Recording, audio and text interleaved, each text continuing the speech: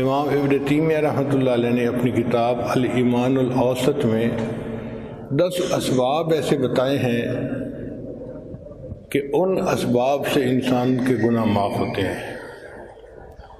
ان میں سے پہلا سبب ہے توبہ۔ توبہ کہتے ہیں عزم جازم، انسان پکا ارادہ کرے کہ میں نے آج کے بعد یہ غلطی نہیں کرنی، دل میں ایک عہد کر لے، کمٹمنٹ کر لے، اس کو توبہ کہتے ہیں۔ اور توبہ سے انسان کے جتنے گناہ ہوتے ہیں اللہ سب معاف کر دیتے ہیں۔ یہ توبہ ڈیلیٹ کمانڈ کی مانند ہے، جیسے ان باکس کے اندر میسیج بہت زیادہ آئے ہوئے ہوں، آپ ڈیلیٹ کا بٹن دبا دیں تو سارے ہی ختم ہو جاتے ہیں، باکس بالکل خالی ہوتا ہے جیسے کوئی میسیج اس میں ہے ہی نہیں۔ توبہ اسی طرح ہے کہ جو انسان سچی توبہ کرتا ہے تو نبی اسلام نے فرمایا التائب من الذنب کمن لا ذنب لہ، گناہوں سے توبہ کرنے والا ایسے ہوتا ہے جیسے اس نے کبھی گناہ کیا ہی نہیں۔ جیسے صابن سے دھوئیں تو کپڑے کی میل نکل جاتی ہے، صاف ہو جاتا ہے، اسی طرح توبہ کرنے سے دل کی میل کچیل ختم ہو جاتی ہے، دل صاف ہو جاتا ہے۔ اس لیے اللہ تعالیٰ کا ارشاد ہے وَتُوبُوا إِلَى اللَّهِ جَمِيعًا أَيُّهَا الْمُؤْمِنُونَ لَعَلَّكُمْ تُفْلِحُونَ، اے ایمان والو تم سب کے سب مل کے توبہ کرو۔ اگر تم چاہتے ہو کہ ہمیں فلاح مل جائے تو فلاح ملے گی توبہ کرنے سے، گناہوں سے توبہ کر لو۔ دوسرا سبب جس سے گناہ معاف ہوتے ہیں اس کو کہتے ہیں استغفار۔ استغفار کا مطلب ہوتا ہے نادم ہونا، شرمندہ ہونا، ریپینٹ کرنا کہ جو گناہ کر بیٹھا یار میں نے اچھا نہیں کیا، یار مجھ سے غلطی ہو گئی۔ یہ جو انسان کے اندر ملامت ہوتی ہے نا، اس کو استغفار کہتے ہیں۔ اور یہ دونوں چیزیں توبہ اور استغفار ملتی جلتی ہیں، اس لیے ایک پر دوسرے کا نام اطلاق کر دیتے ہیں۔ بہرحال استغفار کی بھی کثرت کرنی چاہیے۔ ہماری زندگی کے جتنے بھی پرابلم ہیں نا وہ سب استغفار سے ختم ہو سکتے ہیں۔ ایک مرتبہ حضرت حسن رضی اللہ تعالیٰ عنہ تشریف فرما تھے، ایک بندہ آیا، حضرت بڑا گنہگار ہوں، کوئی عمل بتا دیجئے کہ جس سے میرے گناہ معاف ہو جائیں۔ فرمایا استغفار کرو۔ پھر تھوڑی دیر بعد بندہ آیا، حضرت بڑے عرصے سے بارش نہیں ہوئی، کوئی عمل بتائیں جس سے کہ اللہ بارش دے دیں۔ فرمایا استغفار کرو۔ پھر ایک بندہ آیا، حضرت بہت غریب ہوں، کوئی عمل بتائیں کہ اللہ مجھے مال دے دیں۔ بھائی استغفار کرو۔ حضرت میری بیٹیاں ہی بیٹی ہیں، کوئی عمل بتا دیں کہ اللہ مجھے بیٹا عطا کرے۔ بھائی استغفار کرو۔ حضرت میرا باغ ہے، دعا کرو اس کا پھل اچھا ہو تاکہ مجھے فائدہ ہو جائے۔ استغفار کرو۔ جب سب کو آپ نے کہا استغفار کرو استغفار کرو تو ایک آدمی جو پاس بیٹھا ہوا تھا وہ کہنے لگا حضرت آپ کے ہاتھ میں بھی عجیب ماسٹر کی آ گئی ہے، ہر تالا کھولنے کے لیے استغفار کرو استغفار کرو۔ تو حضرت حسن اللہ نے جواب دیا کہ دیکھو جو میں نے جواب دیے ہیں اپنی طرف سے نہیں دیے، اللہ کا قرآن بتا رہا ہے۔ چنانچہ قرآن مجید میں ہے استغفروا ربکم انہ کان غفارا، تو اللہ گناہ معاف فرماتے ہیں۔ یرسل السماء علیکم مدرارا، اللہ بارشیں برساتے ہیں۔ وَيُمْدِدْكُمْ بِأَمْوَالٍ، اور اللہ بندے کی مال کے ذریعے سے مدد فرماتے ہیں۔ وَبَنِينَ، اور بیٹے دے کے اللہ بندے کی مدد فرماتے ہیں۔ وَيَجْعَلْ لَكُمْ جَنَّاتٍ وَيَجْعَلْ لَكُمْ أَنْهَارًا۔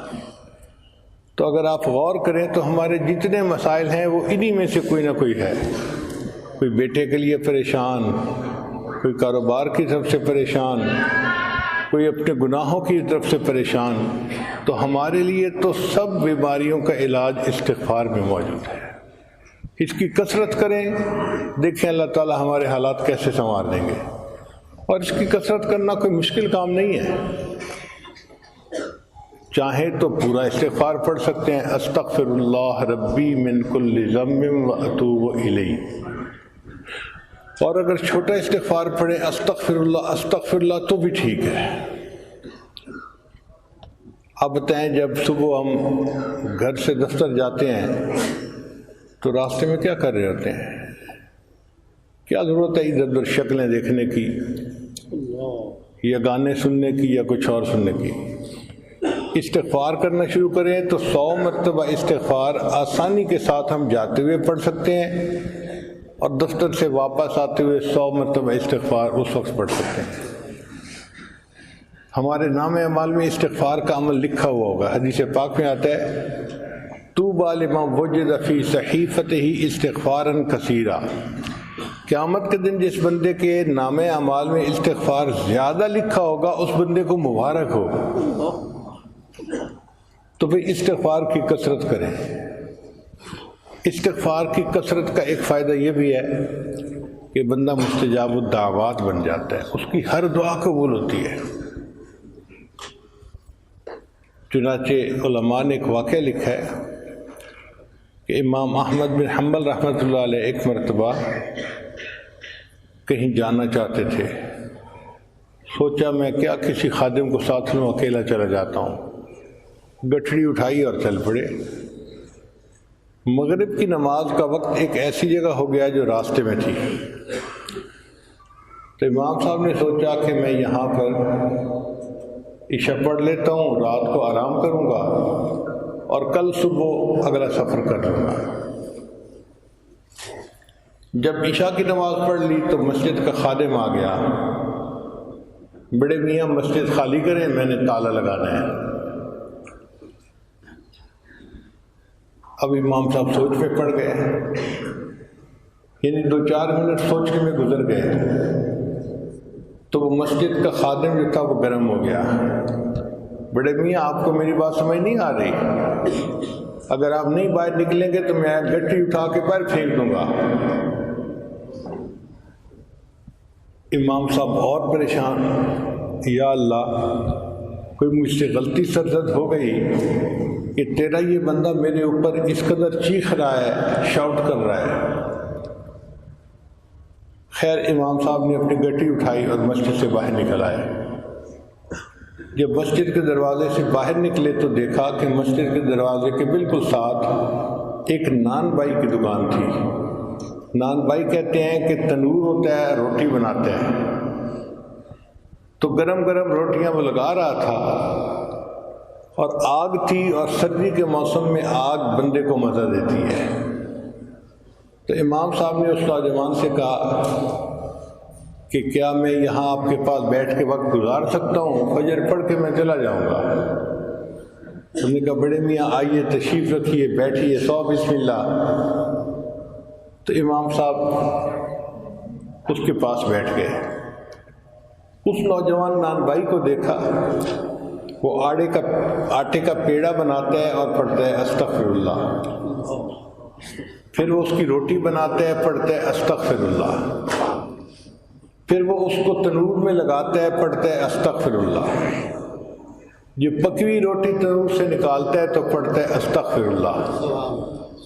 اب امام صاحب 1 گھنٹہ بیٹھ کے اس کو دیکھتے رہے، وہ مستقل استغفار پڑھتا جا رہا ہے۔ اللہ 1 گھنٹے کے بعد امام صاحب نے مسکرا کے اس نوجوان کو دیکھا، تو نوجوان نے پوچھا بڑے میاں مسکرا کیوں رہے ہیں؟ امام صاحب نے کہا کہ بھئی تو کتنا خوش نصیب نوجوان ہے کہ تو اپنے کام کے دوران اتنی کثرت سے استغفار کر رہا ہے۔ اس نے کہا بڑے میاں یہ میری عادت بن گئی ہے، اور اس عمل کی وجہ سے اللہ نے مجھے مستجاب الدعوات بنا دیا ہے۔ تو امام صاحب نے اس سے کہا کہ بھئی کیسے تم کہتے ہو کہ اللہ نے تمہیں مستجاب الدعوات بنا دیا؟ وہ تھوڑی دیر سوچنے لگا، کہنے لگا کہ ہر دعا اللہ نے میری قبول کی ہے، سوائے ایک دعا کے جو ابھی قبول نہیں ہوئی، اس کی قبولیت کے انتظار میں ہوں میں۔ امام صاحب نے پوچھا وہ کون سی دعا؟ کہنے لگا کہ میں نے سنا ہے کہ امام احمد بن حنبل بڑے محدث ہیں، فقیہ ہیں، میری ڈیوٹی ایسی ہے کہ میں یہاں سے ان کو ملنے کے لیے جا نہیں سکتا، چھٹی نہیں کر سکتا، تو میں نے دعا مانگی تھی اللہ میری امام احمد بن حنبل سے ملاقات کروا دے۔ اس دعا کے میں انتظار میں ہوں، باقی ہر دعا قبول ہو چکی۔ امام صاحب نے کھڑے ہو کے اس نوجوان کو گلے لگا لیا، مبارک ہو، اللہ نے تمہاری یہ دعا بھی قبول کر دی، میرا نام احمد بن حنبل ہے۔ تو استغفار کی کثرت سے دنیا کے بھی فائدے، آخرت کے بھی فائدے۔ اس لیے خواتین گھر میں جب کام کرتی ہیں، کھانا بناتی ہیں، سالن بناتی ہیں، صفائیاں کرتی ہیں، کپڑے دھوتی ہیں، کپڑے استری کرتی ہیں، ہر کام کے دوران زبان پہ استغفار رہے، پھر آپ دیکھیے گھر کے اندر برکتیں کیسے آتی ہیں۔ ہمارے پاس وقت ہوتا ہے، غفلت کی وجہ سے ہم فائدہ نہیں اٹھا سکتے، تو پہلا سبب جس سے گناہ معاف ہوتے ہیں وہ ہے توبہ، اور دوسرا سبب جس سے گناہ معاف ہوتے ہیں وہ ہے استغفار۔ اور علماء نے لکھا ہے کہ ہر بندے کو استغفار کرنا چاہیے، ہر بندے کو توبہ کرنی چاہیے۔ کافر کو کفر سے توبہ کرنی چاہیے، مومن کو کبیرہ گناہوں سے توبہ کرنی چاہیے۔ جو کہے جی کہ میری زندگی میں کبیرہ گناہ نہیں ہے، اس کو غفلت سے توبہ کرنی چاہیے۔ جو کہے جی کہ نہیں غفلت بھی میری زندگی میں نہیں ہے، تو بھی وساوس سے شیطانی تو آتے ہیں نا، وہ تو ہر کسی کو آتے ہیں، اس سے توبہ کرنی چاہیے۔ اور اگر کوئی یہ کہے کہ میں تو اتنا نیک بن گیا کہ اب مجھے وساوس سے شیطانی نہیں آتے، تو علماء نے لکھا کہ کمی اخلاص کے اوپر توبہ کرنی چاہیے۔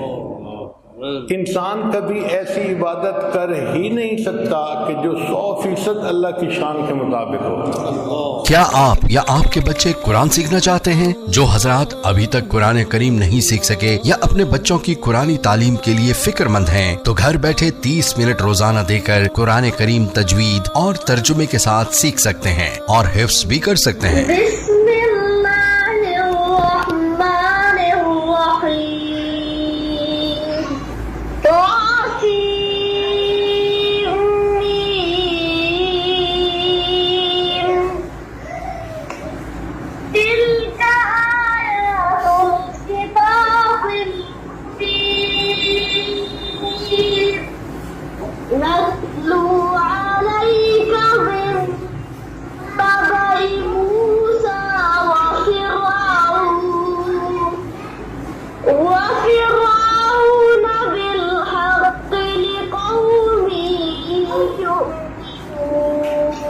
يؤمنون